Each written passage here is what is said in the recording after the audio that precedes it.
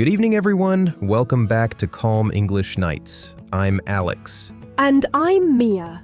We're here to help you relax and learn English bit by bit under the calm night sky. Tonight, we're diving into a super common English word, get. It's small but mighty with so many uses. Exactly. We'll tell you 2 short stories using get in different ways, break down the phrases, and share tips to remember them easily. Plus, a fun challenge at the end. Let me tell you what happened on my first day moving to a new city. I really wanted to get to know my neighbors, but it was raining hard. I didn't get very far before I saw a small cafe. I decided to stop, get a coffee, and get warm. Hey Alex, get to know. What do you think that means exactly? I think it means learning about someone gradually. Like when you meet a new friend, you get to know them by spending time together. And here's a quick tip. Notice the structure. Get to know someone is always about people, not objects. Right. You wouldn't say get to know a phone. You'd say learn how to use a phone. Now, get very far means to make progress in distance or in work. For example, I didn't get very far with my essay last night means I didn't make much progress. And get a coffee is just a casual way of saying buy or have a coffee. Very common in everyday speech. And get warm means to become warm, especially after feeling cold.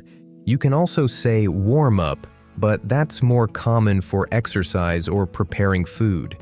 Back to your story. What happened next, Alex?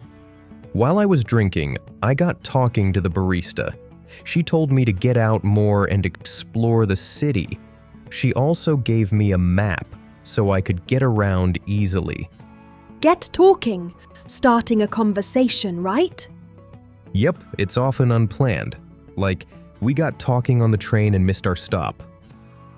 And get out more, not about escaping prison, but about spending more time outside or socializing. Finally, get around means to move from place to place, not just physically, but also get around a problem in the sense of finding a solution. Okay, listeners, quick quiz. Get to know. What does it mean? Yes, it's about gradually learning about someone. Like, I want to get to know my classmates. And repeat after me. Get talking. Get out more. Get around. Good. You're sounding more natural already. Here's mine. Last summer, I decided I had to get away from it all. The noise, the deadlines, the endless scrolling on my phone. I wanted space to breathe. I tried to get a good deal on a seaside hotel. I checked booking sites every night, hoping to get lucky with a last-minute discount. Finally, I booked a place. It looked perfect in the pictures. When I got there, the ocean view was even better than I imagined. Let's pause. Get away from it all. What do you think it means? It's like escaping your daily routine completely, taking a break from work, stress, or even social media. And get lucky. Having something good happen by chance. Like finding $10 in your coat pocket. Then get there. Simply arriving at a place. Right. But here's where things went wrong. I couldn't get into my hotel room. The key card didn't work. I went back to reception. The staff tried to get the problem sorted, but the system was down. So I decided to get some fresh air and explore the beach instead of waiting. Get into, enter a place. Get the problem sorted. Solve the problem or fix it. Get some fresh air, go outside, usually for health or relaxation. At the beach, I got talking to a friendly couple. They offered to show me around town later, but first, they convinced me to try surfing. Here's the thing. I didn't get the point of standing on a board just to fall into the water, but I thought, why not? Get the point. Understand the purpose or reason for something. The first 10 tries? Total wipeout. But slowly, I got used to balancing, and then I got the hang of it. By the end of the day, I didn't want to get out of the water. I like that one. Get used to means becoming familiar or comfortable with something new. Get the hang of learning to do something well after practice. And get out of can also mean avoiding something you don't want to do. But here, it's literal, leaving the water. Exactly. Later that night, I went back to the hotel. They had finally got the system back up, and I could get some rest. That's my story with get. Let me share a quick twist. In British English, you might hear get on with someone, meaning to have a good relationship. In American English, we say get along with someone, same meaning, different phrase. In British English, get stuck in means to start doing something with a lot of energy and enthusiasm.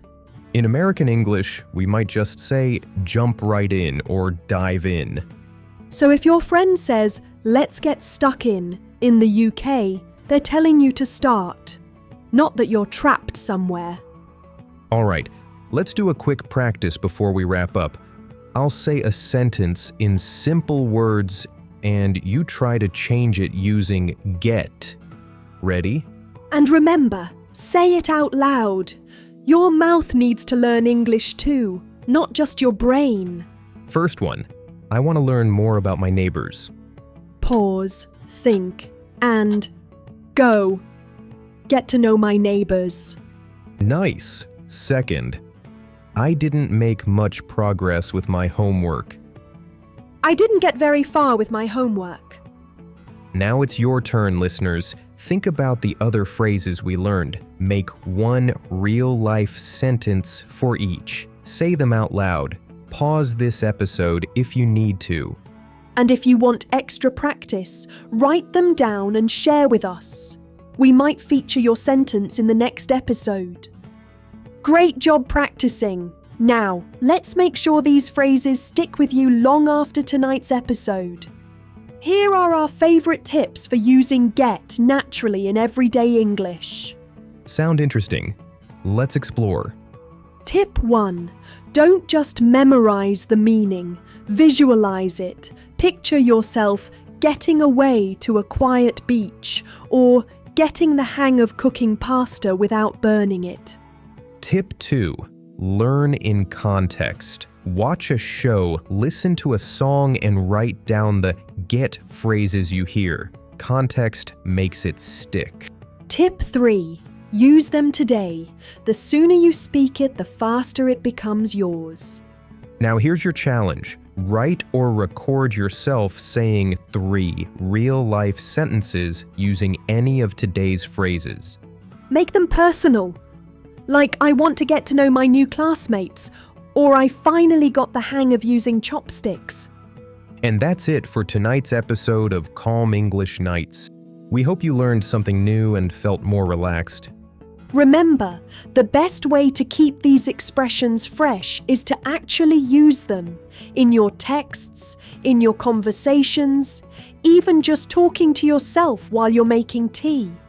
If you enjoyed this episode, follow us so you won't miss the next one. And hey, maybe share it with a friend who's also on their English journey. Sweet dreams, and keep learning, keep speaking. And we'll see you on the next calm night.